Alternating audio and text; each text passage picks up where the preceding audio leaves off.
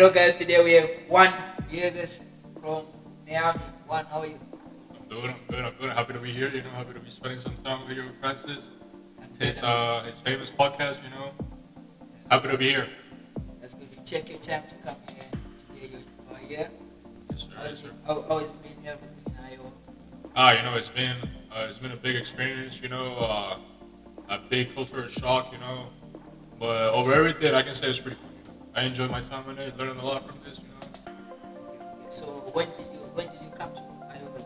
I got here a couple semesters ago. It'll be pretty much a year ago.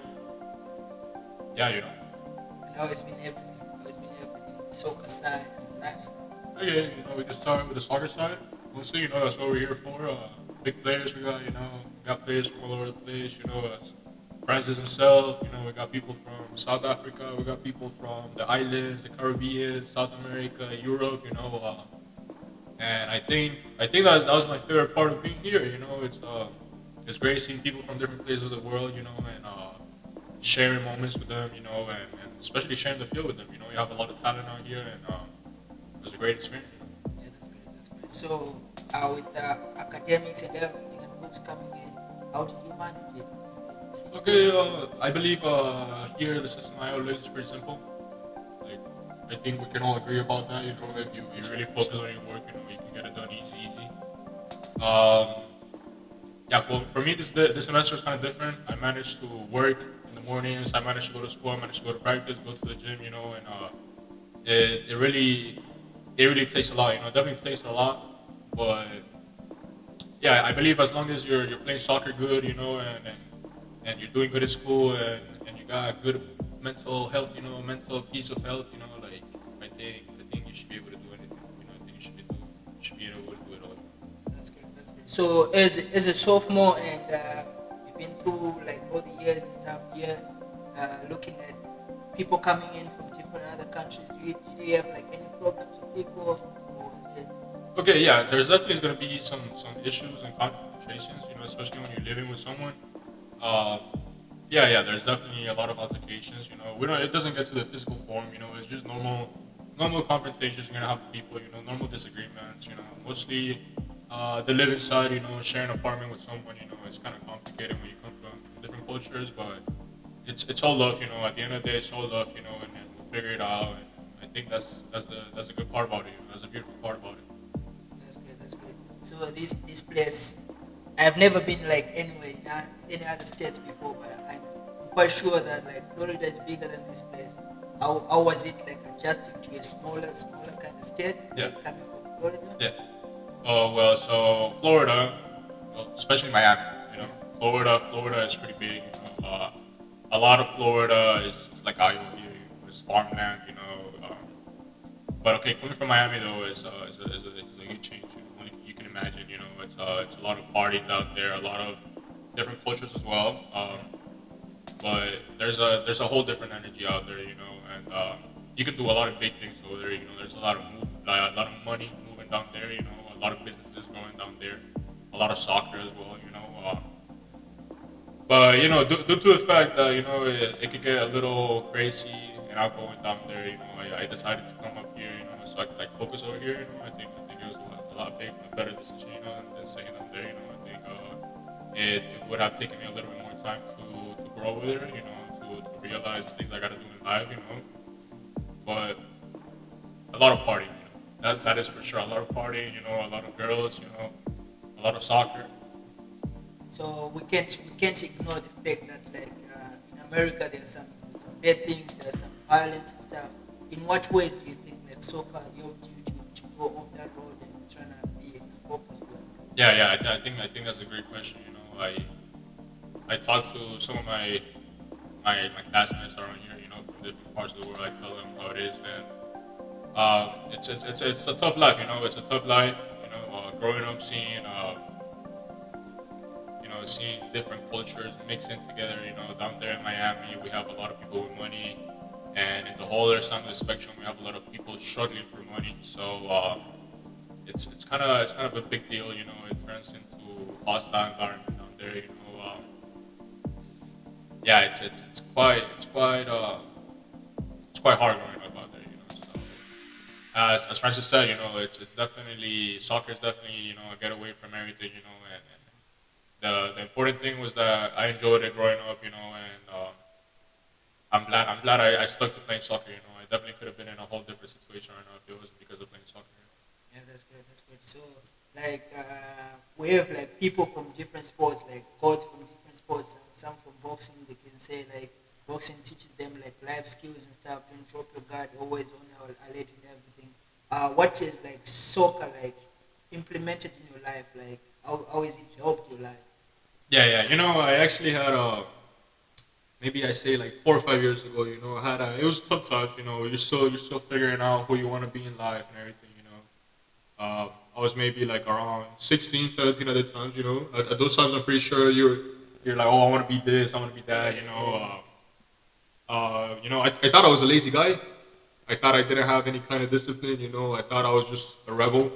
Partying and going crazy back in Miami. But one thing that made me realize that I had a lot of power within was that I would go to the gym every day and I would go to the field every day. You know, and it was all fun. And the working out. It's something that you enjoy. You go with your friends. The soccer side, we love soccer. That's what we do since we're kids. I think back then I would think about it just as fun. But later on in the years, realizing that it takes time from you, it takes energy from you, it takes a lot of love for you to fucking do it every single day. I think it takes a lot of passion as well. To do so. It it definitely made me realize that I have the drive to do it. I have the power to do it. I have the will to do it. I can implement all these basics into something else, which will be my academic career, and do the same thing with that. And yeah, so since I came here to Iowa since last year, I think I've been doing a great job of implementing those basics, and I'm pretty satisfied with the work I've done. I think it's been a really huge change. Coming from where I come from. And the things that I've done in the past. I think it has been a great year for growth. And we're still aiming high. We're Yeah, still aiming yeah, high. that's true. That's true. So this is just like 2 ways, 2 years into your like academics and the college stuff. Like, what do you see yourself in the next 2 years academically and with sports? Okay, so everyone's dream as a soccer player, as a college soccer player, the dream is to play the highest soccer level you can. Yes. Right now, I committed to D2 up in Minnesota, St. Cloud. Pretty big on hockey, pretty big on partying. Is pretty happy about my decision. I'm going to be joining the mechanical engineering program. Hopefully, everything goes alright, everything goes along, and within the 2 years, I want to work with airplanes. It runs in my family. My sister and my dad, they both have been in the industry for more than 5 years. My dad's been in the industry actually for 25 years already. And growing up seeing him, I think it really put a big place in my heart when it comes to airplanes. So I think it will be a great idea, to focus on that and live off that. Yeah, that's great. That's great. So that you have mentioned like your parents and stuff. Like, in what ways has your parents like helped you, like mold you into the person you are today? Yeah, yeah. Look, you know how I am. I mean, we share a Yeah. year. We share a field. We share a lot of moments together. Actually, uh, I'm I don't want to say I'm a cocky kid.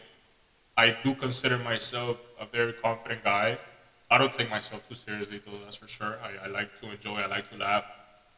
And talking about my parents, I am blessed because of them.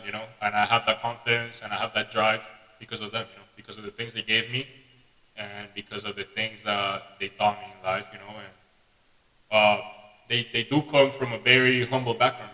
They come from the hood. If we want to talk about it like that, it's the hood in Colombia. The lowest of the lowest, and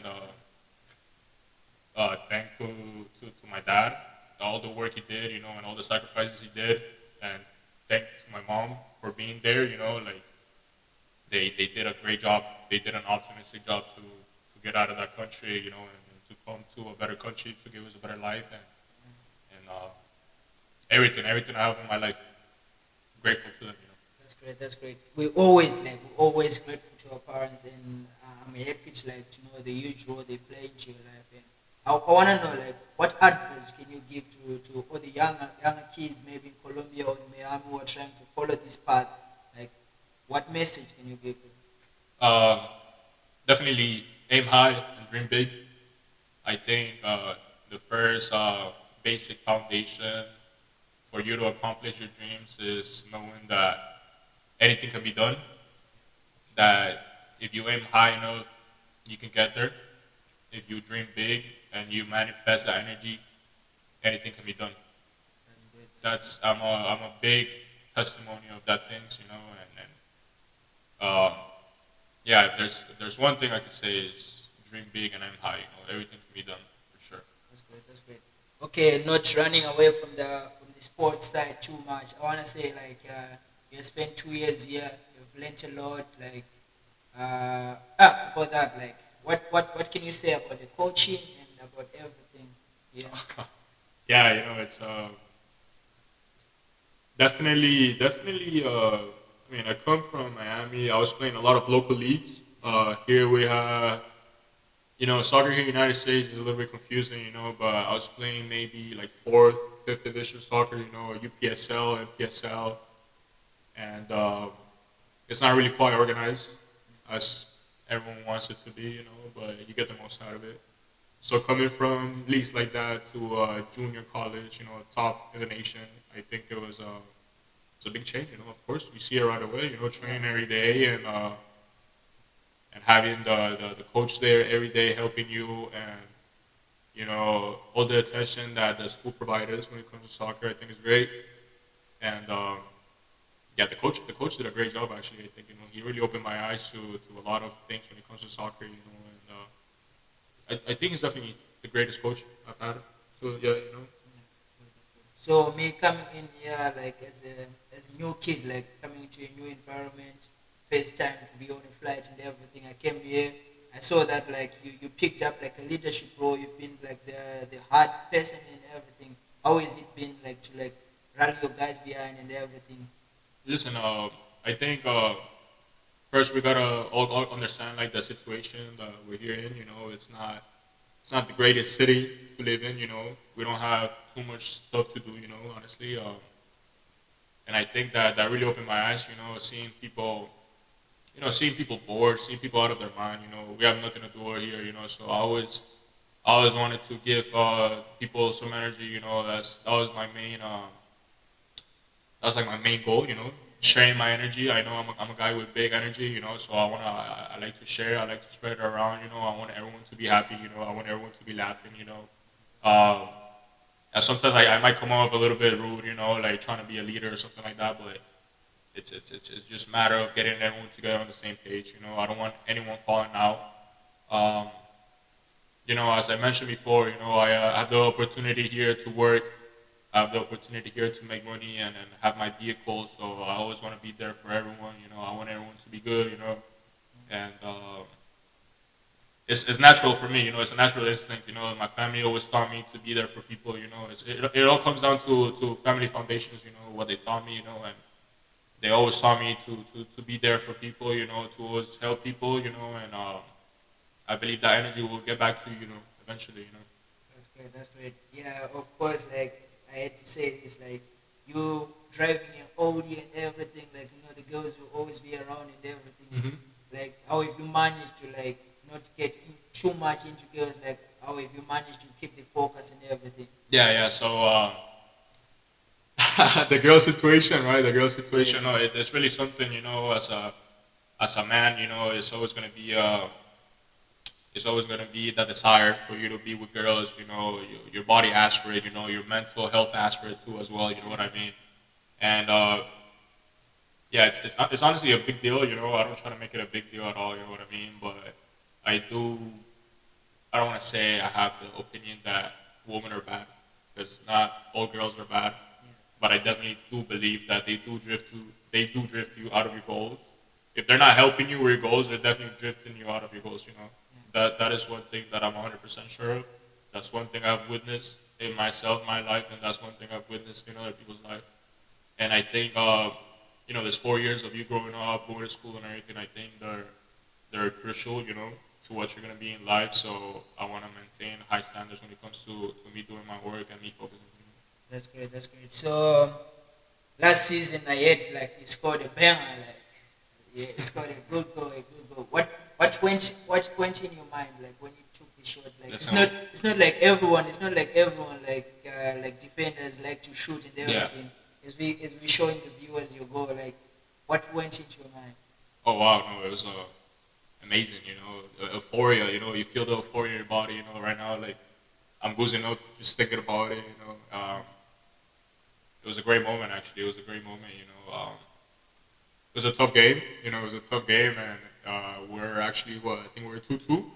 We're 2-2 in the last minute. We had a play from corner, and then Duncan. I don't know if Duncan has been here in the podcast. Has he been here in the podcast? Not yet, not yet. We're going to Okay, definitely okay. bring him in. Okay, Duncan, great player, Scottish player. He just laid me out outside the box, and I just, without even thinking, hit it second post across the keeper. Great moment, great moment. I think what made that moment though it was the celebration. Celebration and everything. I saw the coaches running into the Yeah, field yeah, and everything. yeah, yeah. We gotta put the celebration out there. Yeah, That's for both sure. they're watching the goal. I'm putting it on Awesome, screen. awesome. Yeah, Yeah, the celebration it was big. It was big. I think it definitely gave us a big boost on the start of the season. We're having a great start of the season last semester. I don't know if we can like look at the stats, but there was a point that we were at I think we're at 9-1, 8-1. That was a great run. I think it was great times. It was great times actually. Yeah. So throughout the whole seasons here, like, what is like your best moment except from this? Like, what is your best moment? Like, That's one. You want to talk about soccer-wise yeah, moment? soccer-wise, like, what was your best moment with the team and everything? Oof. There's a lot of big moments. I think just having that run. At the beginning of the season, I think those were the best moments for me. Honestly, I think knowing that I was gonna be in the starting lineup every game. Being confident. I think it was great. Definitely though, I'll stick with those first 10 games of the season for sure. It was great. Yeah, that's great. That's great. So, me as a player, I know the person you are and everything. I know like the situations you have been on. Like these are the situations we want to talk about. The situation with James. I want to hear your side. Okay, yeah, 100%. As you yourself know, how I am as a player, as a person. I have a lot of energy. And I always try to put it all out there when it comes to soccer, when it comes to partying, when it comes to socializing, when it comes to a podcast. Yeah. I definitely want to put it all out there. I don't want to think about, hey, I should have left more out there. You know what I mean? So the situation with James, James is a great player, fast player. That guy, Very fast. super fast player, bro. But I completely understand. Sometimes you wake up and it's not your day. You don't have the best energy out there. But I do believe that we still gotta get the work done. We still gotta get the work done. I feel like a lot of people sacrifice their time and money, and their parents did a lot of sacrifices as well to get us here to this state, to this country for most of you guys. And I don't think there's no time to waste. There is no time to waste.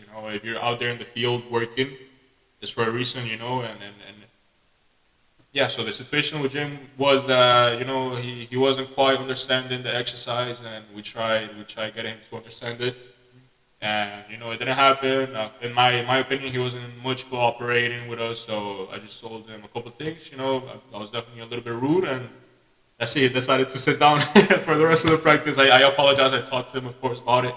He understood me. I understood him.